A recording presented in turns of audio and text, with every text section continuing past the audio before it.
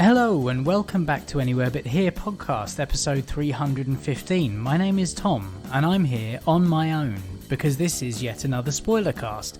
It's the last one of me on my own for a while, I would imagine, so at least there's that. You can find us at abhpod.com where, if you scroll down, you can find an Amazon banner. If you click through that, go to amazon.co.uk and do all your spending as you usually do, we get 5% of your total basket at the end. It doesn't cost you any more, we just take it off Amazon and we use it to pay our host subscription for the website for the year. So if you want to help us out that way, then please do. Another way that you can help out is by becoming a patron. There's also a link to that just underneath the Amazon banner. You click through there, you become a patron for $1 or £1 a month or whatever it is that you pay, and you get access to a whole bunch of information, a whole bunch of other episodes there. You've got the main episodes that go out every fortnight without the introduction, so you miss all this stuff, which is great. You also get exclusive after the podcasts when we record them, which is most times, and they are just for patrons. They never go out on the main feed. You get access to any video content before it goes up onto the YouTube channel, and yeah, you get these spoiler casts as well on the day they're recorded, rather than months down the line when the DVD and the Blu-ray comes out. You can find us on Twitter at ABH Pod, you can find us on facebook.com/ABH Pod, or you can find us on youtube.com/ABH Podcast. As I said, this is a spoiler cast for the Marvel film The Eternals. If you've not seen the film yet and you want to see the film, then go away and watch the film and come back later and listen to it. Because there will be spoilers. It will be all about the plot, all about the characters, all about who shows up, the post-credit scenes, all that kind of stuff. So if you don't want to know anything at all, don't listen to this. Go watch the film, come back and listen to it then. If you've seen the film already and you want to hear my opinion on the film, then go ahead and listen to the rest of the show. And also let me know what you thought of the film, and also where I was wrong, where I was right, all that kind of stuff. If you have no particular interest in seeing the film, you can listen to the show, of course, but I also give you permission not to listen to this particular episode. You can spend an hour doing something else. So, yeah, whatever you're going to do next, enjoy.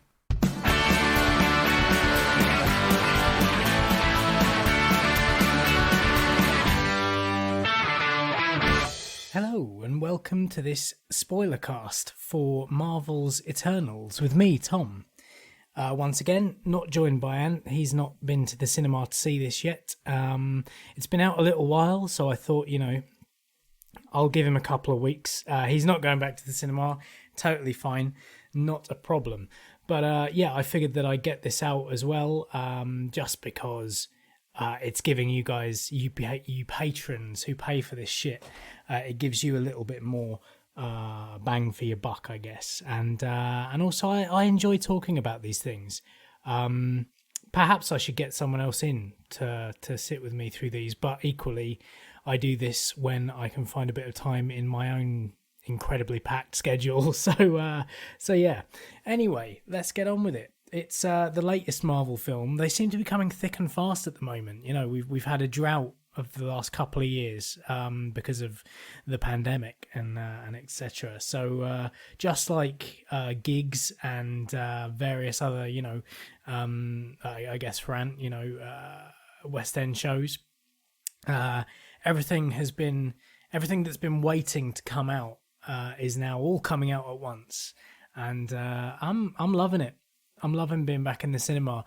Admittedly, I'm loving the fact that I now can kind of go on an early morning or afternoon showing during the week when there's no one there, which is my perfect time to go and see a film.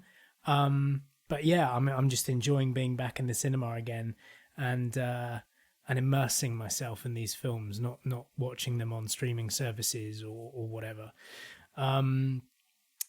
And yeah, this is the first Marvel movie since, I guess, Guardians of the Galaxy, where I've gone in completely cold. I don't know anything about Eternals, and I feel like I probably still know very little about Eternals.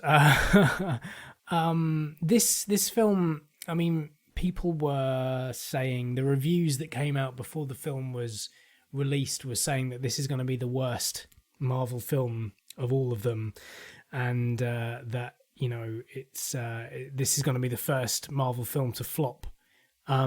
Those reviews were wrong.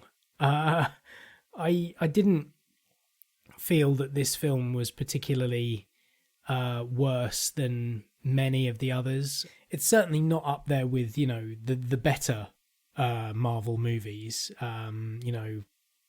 Captain America: Winter Soldier and the Infinity Saga, if you want to say that, the last two Infinity Wars films, or, you know, the original kind of Iron Man and Spider-Man films and that kind of thing. But it's certainly not at the bottom of the pile either. It's somewhere in the middle. It seems to be going down this road of galactic Marvel movies, where the first couple of phases were all very Earth based, and there was a slight cosmic element, but it was a threat.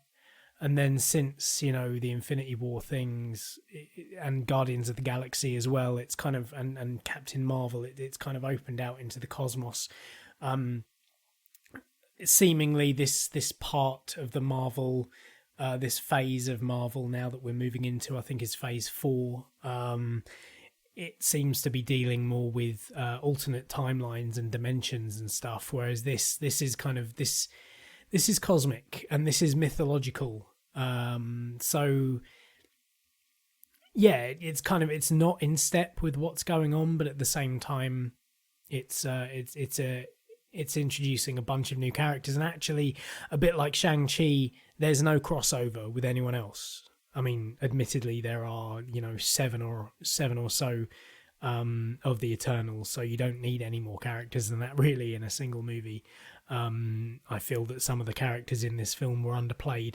But hey, we're about to get into that. I think, yeah, well, we'll come back to that at the end, shall we? So it starts 5,000 BC, so, you know, 7,000 years ago. These 10 superpowered Eternals. You've got Ajax, Circe, Icarus, Kingo, Sprite, Phastos, Macquarie, Druig, Gilgamesh, and Thena. They're all awoken on board some spaceship that's, you know, it's in the orbit of the sun, called the Domo. And they've been awakened to face or to kind of protect Earth from these things, these beasts called the Deviants. And yeah, these deviant things look, I don't know, like nothing else. They're horrible looking beastie things. But yes, so they're kind of they all wake up, and in the strangest character introductions of all, you get Gemma Chan's which one's she? She's Circe. She wakes up and she looks out the window at Earth, and John Madden's Icarus comes up to her, and she's like, "Oh, it's beautiful, isn't it?" And he's like, "Yeah, my name's Icarus. I'm Circe." And it's like, oh, really, we needed that, did we? We needed characters introducing themselves in a very weird, stilted way. Anyway, so yeah, they protect this tribe of humans in Mesopotamia. In 5,000 BC from these beasts that come out of the water and try to attack them, each showing off their own specific style. You know, there's Ajax is the leader. That's Penelope Cruz's, not Penelope Cruz. That's ridiculous. Salma Hayek's character. She is the leader of the group. You got Gemma Chan, Circe, who seems to be able to turn inanimate objects into other inanimate objects. like rocks into feathers or flowers or water. You've got Richard Madden's Icarus character who can fly and shoot laser beams in a very kind of Superman-y type role. You've got Kumail Nanjiani's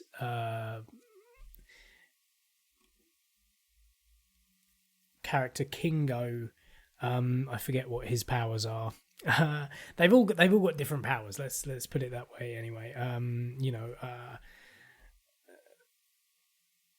some of them are mind readers, like Druig, who is an Irish actor. Barry Keoghan. I mean, the cast is incredible. Athena is Athena, played by Angelina Jolie, and she is the goddess of war, basically. And she's paired up with Gilgamesh, who is incredibly powerful. He's the tank, if you like. And they all have these pretty cool looking light weapons that they can kind of conjure out of thin air. It's all very cool looking. Like the aesthetic of it is pretty amazing. And then it shows them kind of through time, in various stages of human human civilization, right up to 1521, where they kill the very last of the deviants. They're in Babylon, for example. They're in the Aztec kingdoms. They're all over the place, and they don't seem to age anyway. This is why they are the Eternals.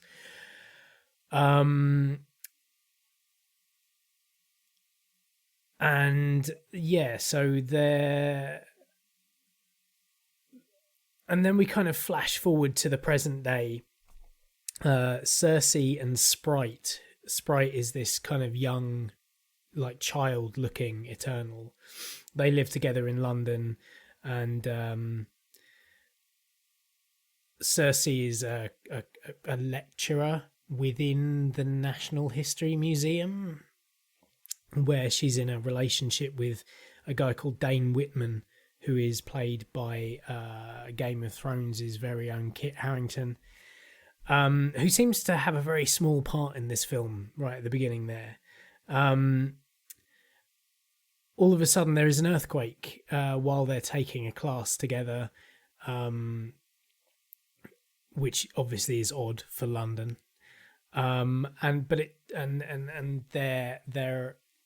They feel like this is a bit strange, but no one thinks anything of it because the deviants are all dead, right? Like there's no threat anymore. There are various references to kind of, the things that have been going on in the world, like Thanos, disappearing half of the planet, and then they reappeared later on. But yeah, they go out anyway at that night, to a club or a house party or something, where Cersei and Dane kind of hook up a little bit, except they're interrupted by Sprite, who it turns out is very kind of annoyed that she is an eternal child. Like she's never able to kind of express her feelings for people in an adult way because she has to remain as a child despite being 7,000 years old, at least. On their way home from this party, they're attacked by a creature, which kind of comes out of the canal that they're walking along, and then you're in Camden High Street, which is somewhere that I've been loads. This is where I basically grew up. Me and my friends used to, bunk off school or whatever, and go off up into London and wander around Camden. So it's kind of cool to see it represented on screen like this in a kind of action movie kind of way. The two Eternals kind of they fight this thing off while also trying to remain kind of undetected, if you like. But clearly Dane sees that these two women that he's known for a long time, one of whom he's in a relationship with, are not quite who they have claimed to be for the last few years. There's a massive fight in Camden High Street, and then eventually this deviant, just as it looks to be getting the upper hand, is smashed through a shop front by some laser eyes, and Icarus is there all of a sudden after hundreds of years apart. Icarus and Circe, it seems, had a history, if you like, but he abandoned her hundreds of years ago. But now they're back together again, and they must go off and figure out how to deal with this new deviant threat. So they have to reunite the team, basically, because after all these centuries, there's a threat again to humanity. Maybe it's been caused by Thanos, who knows? So they go to kind of the south of America, of the United States, somewhere in the middle of countryside, where Ajax is living on some ranch, except they find that she's been killed by seemingly a deviant, which is odd because you think from the trailer that she's going to have a major part in the film, and it's that Psycho thing, isn't it? Cast someone massive and kill them off very early on. And while they're figuring out what to do, Circe goes and kind of pays her last respects, and this orb comes out of Ajax and into Circe, and this is the orb that Ajax has been using throughout history to communicate with the massive giant, what are they called? Celestials. These enormous robots, one of whom you've kind of seen in the past in the Guardians of the Galaxy film. There's a place called Unknown where they go a couple of times, and it's inside the head of one of these giant celestials, and they're mining whatever it is that makes up this celestial. They're these kind of they're bigger than planets, these things, and it's the celestials' idea that they create life in the universe, and they see to the order of the universe. Like, they create star systems, and the star systems evolve, and the rest of it. And this orb that Ajax has had inside her is the thing that gives her the right to be the leader of the Eternals, and now she's passed that on, even in death, to Circe. So Circe then comes face to face with this enormous head, who reveals that to her that the mission of the Eternals is not really to fight the deviants, and that actually the deviants were created by the Celestials as well as the Eternals, to kind of, they were put there to the deviants, that is, were put there to kind of make sure that humans were not preyed upon, or certain life forms were not preyed upon by predators, so that these life forms would become the apex species on their worlds. And there's certain species that are needed. It's really complicated to power the planets that they inhabit, because the planets that they inhabit are the eggs where Celestials are born from. So once the number of a specific species gets to a certain level, the cumulative power of that species awakens and is enough to nourish the new Celestial that is then born out of a planet. And then a new Celestial is born. And these deviants were originally there to stop other things preying on these particular species, but over the centuries they evolved and became apex predators themselves and started wiping out the species that were supposed to nurture the tiny, the baby Celestials. So then the Eternals were created to go and fight the deviants so that didn't happen anymore. So it basically turns out that the Eternals are robots, They're automatons. This is why they don't age. And basically what they've been doing on Earth is that they've prepared Earth because the Earth is an egg for one of these Celestials.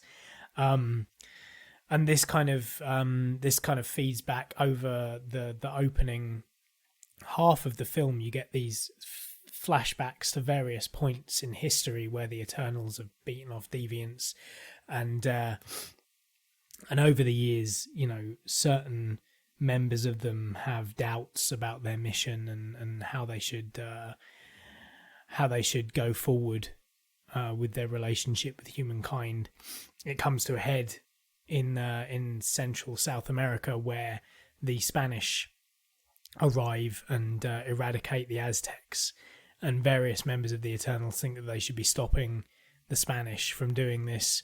There's a big rift between the Eternals, and essentially Druig, the Irish character, basically says, fuck all y'all, I'm going on my own. And Ajax allows them all to go their own separate ways. Druig kind of takes a bunch of people off with him. He's got telepathic powers and he can control minds, so he takes a bunch of people off with him. They all go their own separate ways. But yeah, so it turns out that they're all kind of these automatons that were there to stop these deviants, and then wait until Earth is at a point in human evolution where there are so many humans it will power the birth of a new Celestial. This is why actually one of the characters, Thena, Angelina Jolie's character, is suffering with some sort of meltdown in her mind. She's dangerous. She starts attacking the other Eternals here and there, but is controlled by Gilgamesh. He's kind of a calming influence, a little bit like Hulk and Black Widow, I guess. And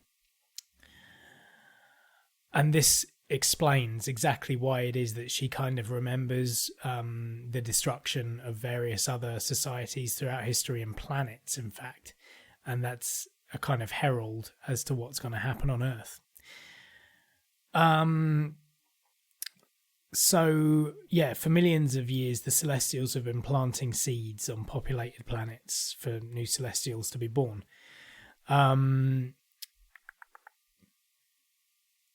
So having kind of, I mean, this is the thing. Now they know that this is what their purpose is, and actually quite soon there's going to be an emergence of a new Celestial, which will mean Earth ripping apart. The problem being is that in the last 700 years, most of them have kind of learnt to live among humans and love humanity. So this kind of forces the ones that are left, Icarus, Sprite and Cersei, to go on a mission to try and reunite the other Eternals. Some of whom are happy to come along, some of whom aren't. One in particular, I wanted to call him Artemis, but his name isn't Artemis, apparently. He must be Phaistos. Yeah. This is the guy, this is the one played by Brian Tyree Henry, who was basically the inventor. He's very good with technology. He's kind of passed down knowledge to humankind throughout the years so that they develop in industrial ways. He came up with, steam locomotion. He came up with the plow originally, and then since then has been kind of drip feeding technology at the right points in time, right up until the atom bomb, and he saw what destruction humans can do with advancing technology, and he basically had gone off grid. They find him, for example, they find Kingo, the as a star in Bollywood. This is Kumal Nanjiani's character, who basically has lived his entire life becoming a giant Bollywood star, and has starred as his own great-great-grandfather, great-great-grandfather, and grandfather and father in a kind of dynasty, because they never age. He's had to reinvent himself every generation. And he has this this kind of helper character who he knows, they all about Kingo's past. Like, he's over the years divulged information to this man, and they're the kind of comic element to it. There's this Phaistos character who's turned his back on helping humanity. He now lives in somewhere like Boston, I think, with his husband and their adopted son, perhaps. The first on-screen gay kiss in the Marvel Cinematic Universe, but not really made a big deal out of. A lot of people have been kind of attacking this film for its kind of wokeness and all that kind of other right-wing bullshittery. It didn't feel, none of it felt forced to me. The characters themselves felt fully formed. They weren't just ticking boxes, if you like. So everyone comes back together. They go to South America to find Druig. He's the last one to come on board. He's been living in South America with these humans that he's kind of controlling the minds of, and they built a little commune in the middle of the jungle, and he's kept very out of the way.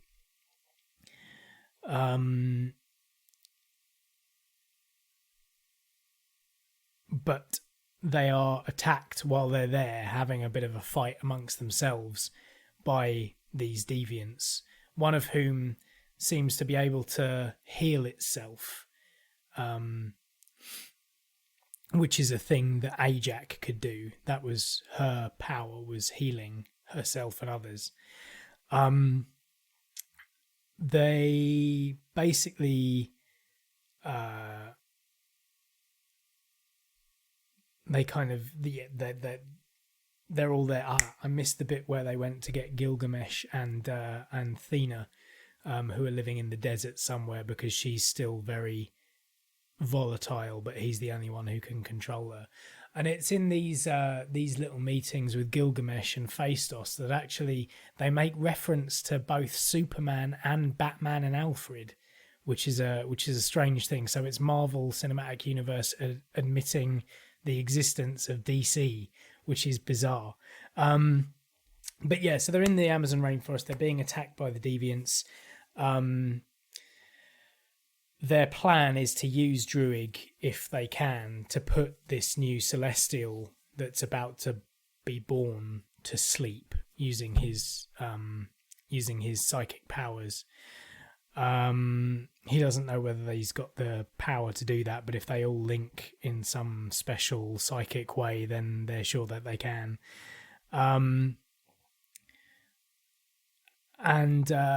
So Gilgamesh is killed in the attack, which means that there's no one left to kind of to keep tabs on Athena and her kind of slightly unpredictable ways.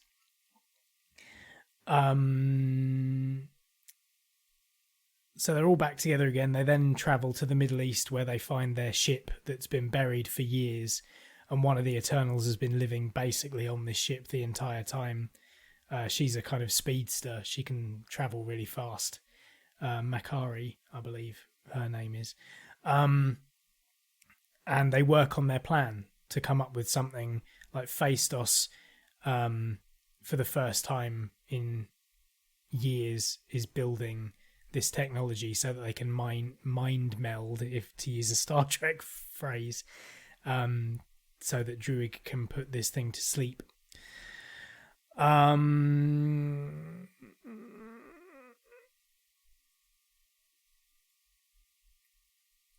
It turns out at this point, just as they're getting the plan together, that Icarus decides that to kind of come out in the open, and he's actually the guy who is the most powerful of the Eternals, and I think probably always fancied himself as the next leader, but also was the most devout to their to their cause, having been taken into confidence by AJAC years and years ago. He knows the true meaning of what they're actually there to do, which is to make sure that this celestial emerges, despite the fact that it destroys the planet. He's been keeping his distance, which is why he left Cersei all those years ago, even though they were desperately in love.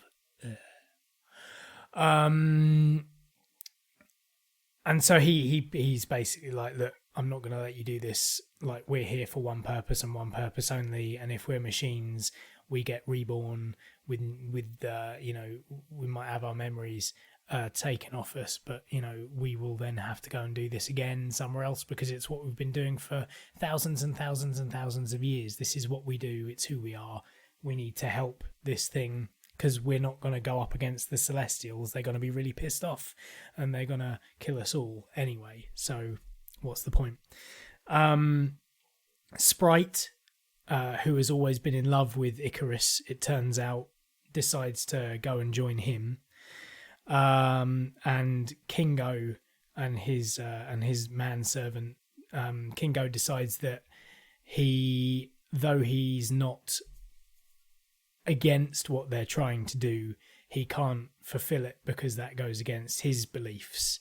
It's quite interesting. It's a kind of it's a bit of a dark mirror, not a dark mirror, a mirror up to religious beliefs, I guess. And you've got your kind of hardliners who take a specific look at what we're here to do.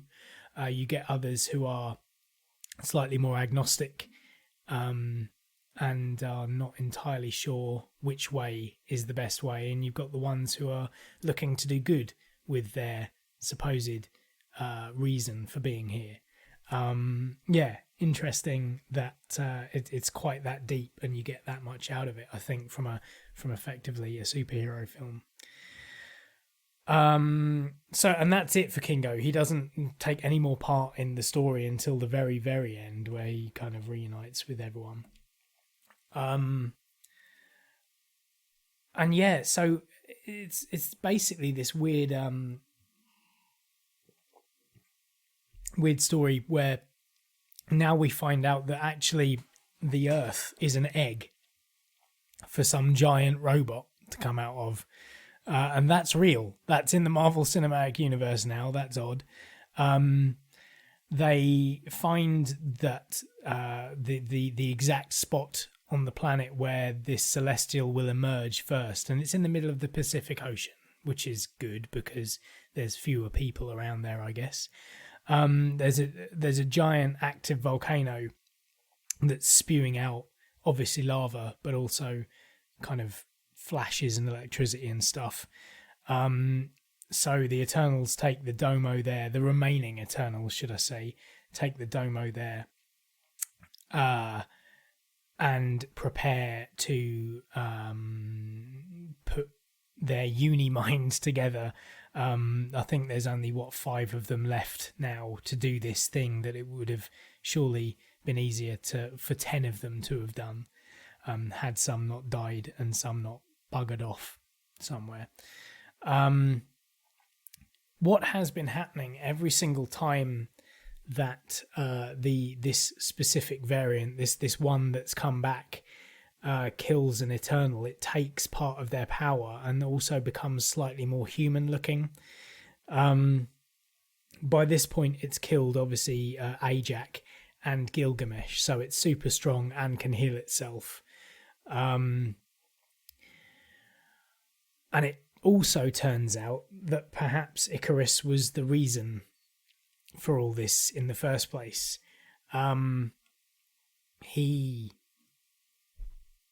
found out that AJAC was going to possibly go back on her mission in the same way that the rest of the Eternals are now doing. So he lured her to a place where deviants had come back to life. And he sacrificed her to these deviants. He's the reason that these deviants have got their powers and that they're back.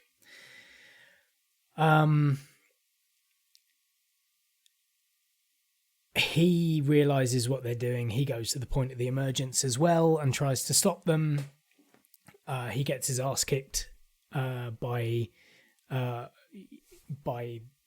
remaining Eternals, by Makari, who's too fast for him, and Phaistos has built a contraption that can somehow anchor him into the ground and also suppress his powers. In the meantime, Athena has gone off to attack this leader variant thing, and it almost takes her, but then she destroys it very easily. And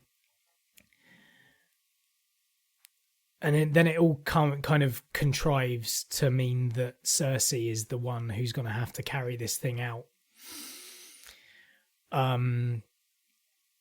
Because everyone else is busy fighting other things.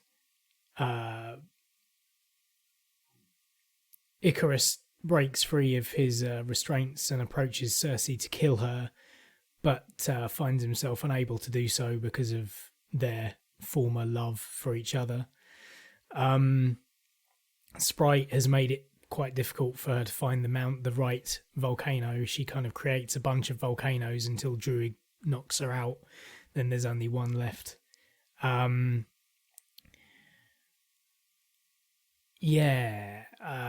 So it's all quite messy at this point. There's a lot going on.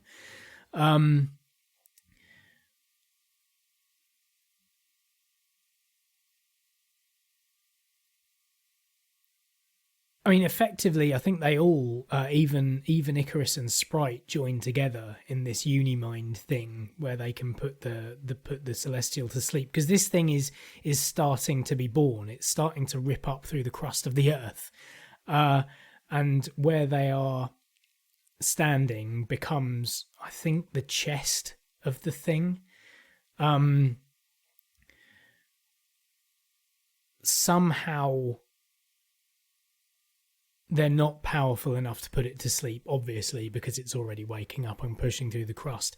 But Cersei, through being linked to everyone else's powers, manages to turn the Celestial into ice or something. It turns white instead of gold, which it is, and freezes. But now in the middle of the Pacific, there is a giant hand and a giant head sticking up out of the water, which I don't know. I mean, the fact that it's in the Pacific means that it's unlikely to be visited in any other film. But now there is just this giant head and a giant hand in the middle of the fucking ocean. I'm interested to see how they're going to explain that one away in previous films, because this thing coming out of the water is causing tsunamis and earthquakes and all sorts of stuff. It's a giant global event,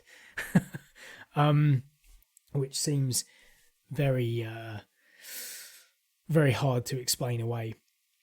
At this point, Icarus decides to off himself and flies away and flies into the heart of the sun. I mean, you don't see him enter the sun, so perhaps he hasn't killed himself. But yeah, that was final. And rather than go with him, Sprite decides that, what she really wants is to live life as a mortal. So she asks Cersei to use her kind of remaining super energy from having everyone mind melded, to turn her into a human, kind of the Pinocchio story, if you like. And it means that she'll grow up like a person and be able to experience love and various other adult emotions and situations, but she will be a human. She'll die eventually. Athena, Druig, and Makari, so the goddess of war, the Irish telepath, and the speedster, leave Earth on the Domo to find other Eternals to set them free as well, so that they can kind of become sentient, I guess. while Cersei, Phasos, and Kingo, and obviously Sprite remain on Earth. They all go back, like Phasos goes back to his family, Kingo goes back to Bollywood, we assume, to become famous again. And yeah, Sprite is in the care, basically, of Cersei and Dane, who reappears. Kit Harington comes back at the very end of the film, professes his love for Cersei, and also starts to talk about... They go for a walk in Greenwich Park, by the looks of things, or Epping Forest, I'm not quite sure. And then he's about to reveal some deep family history that means that he's not quite who he seems he is either, that he's just found out. But then the Eternal appears in the sky, dark clouds. And it basically, if you've read any of the comics or, seen any of the cartoons or whatever, it basically, this is what Galactus would look like. Unlike in that second Fantastic Four movie where he's a big cloud. This Eternal is just a giant robotic head and shoulders in the sky because it's 2 or 3 times the size of Earth. And it's not pleased. It picks up Cersei and brings her to him, and basically is like, yeah, I'm not happy with what you guys have done. It also picks up Kingo and Phasos as well, from their locations on the Earth. But it says that it will spare humanity if the Eternal's memories show that humans are worthy of living. And then it disappears into a kind of black hole, taking the 3 of them with him. And it vows to come back for judgment, depending on how their memories work out. Whether humanity should be saved or not. So now there's a threat from essentially global destruction that could come to pass at any time in the MCU, I guess. I don't know how long it takes to go through an Eternal's memory bank, but it's got to do it for 3 of them over 7,000 years, so maybe it'll take a long time. Who knows? And that's where the story ends. A bit of a weird one. Lots happening. It felt to me like this should have been a TV series rather than a film. I think it would have served all the different characters better. You'd have got a lot better view and feeling for each one of these characters, what their deal is, what their powers are. It would have fleshed them out a bit more. And also it feels like something that should have been a bit like the Inhumans TV show that came out a few years ago but was rubbish and was cancelled.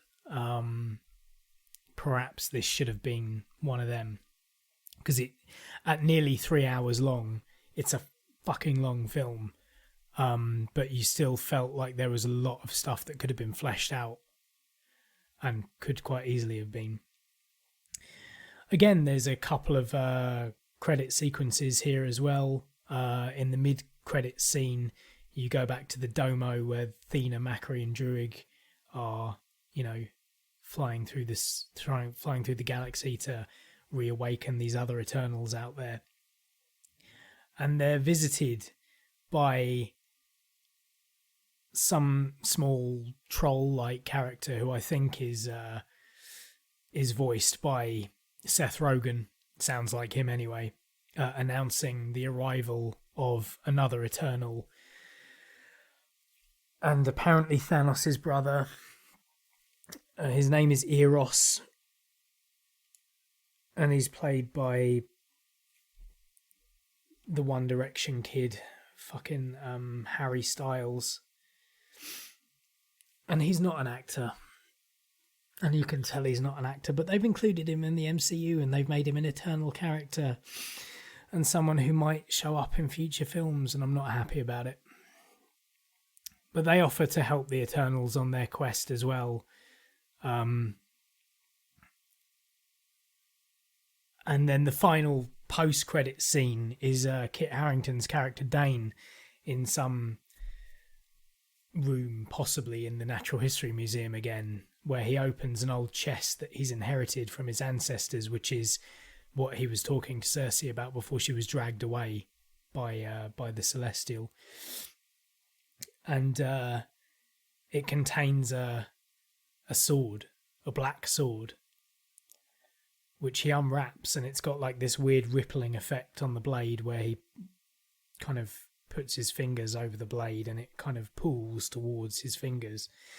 And he's just about to pick it up when an unseen person asks him if he's really ready for the power that comes with this, and then fade to black.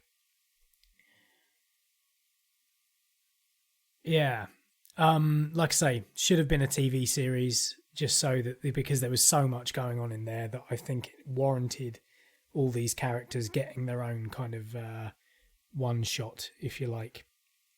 And it would have, bearing in mind that the film is set over 7,000 years, it would really have helped with the passage of time, because there are a lot of flashbacks to various points in human history. Not that it ever gets confusing, but I think you could have done with a little bit more of the backstory being properly explained and the mythology and what have you. Yeah, as I say, I don't think that this is particularly this is one of the MCU's best films.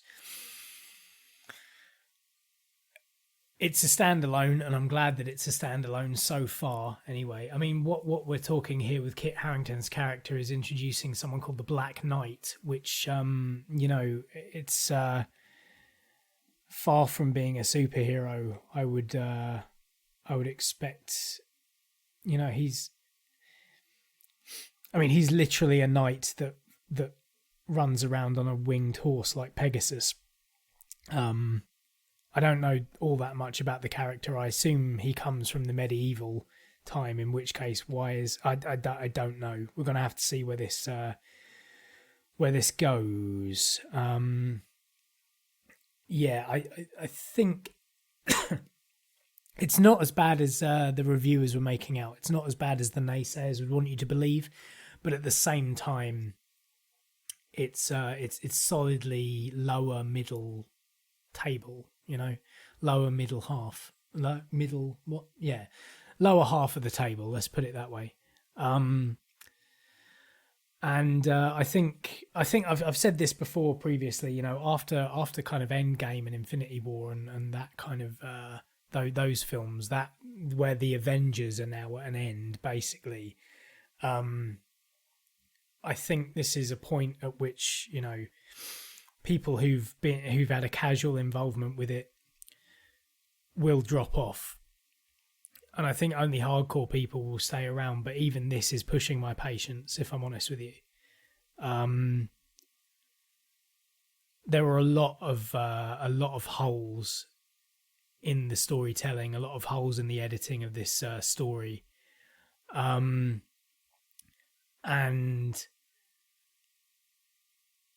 I just think it would have been better served as a TV series. I really do.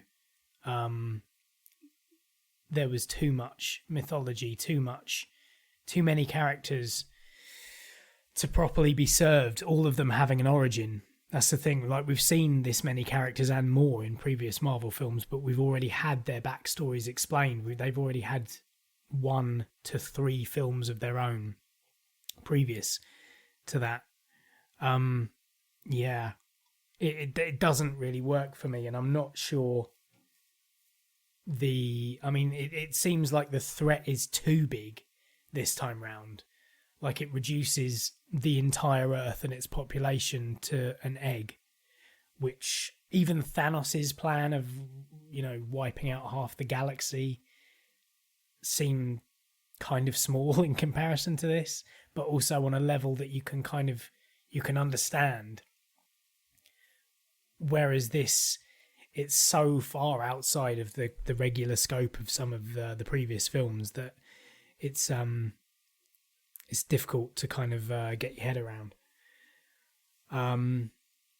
Still entertaining while you watch it, but so many questions afterwards. Yeah. Let me know what you think. I could be completely wrong. I could have been watching it on an off day, perhaps. But yeah, I don't know. Like, sound off in the Patreon comments section, and we'll get to the bottom of it together. If you've seen it, that is. I don't know whether many people have, because of the original kind of preview review kind of that came out beforehand. It's interesting. I'll just put it that way. I wouldn't say it's essential at all. But if a giant robot comes out of the sky later on down the line, you'll be confused if you haven't seen this if you haven't seen this movie first. This could be the first flop, but it seems to have washed its face at the box office at least, making nearly 140 million than its original budget. Yeah, I don't know. Let me know what you think, like I say, in the Patreon comments, and then once this goes out on the main feed, we'll have a chat about it, I'm sure. But yeah, the next spoiler cast is going to be much more upbeat, I feel. Let's put it that way. So yeah, until we can have a chat about it, I've been Tom, and I'll talk to you very soon. Bye.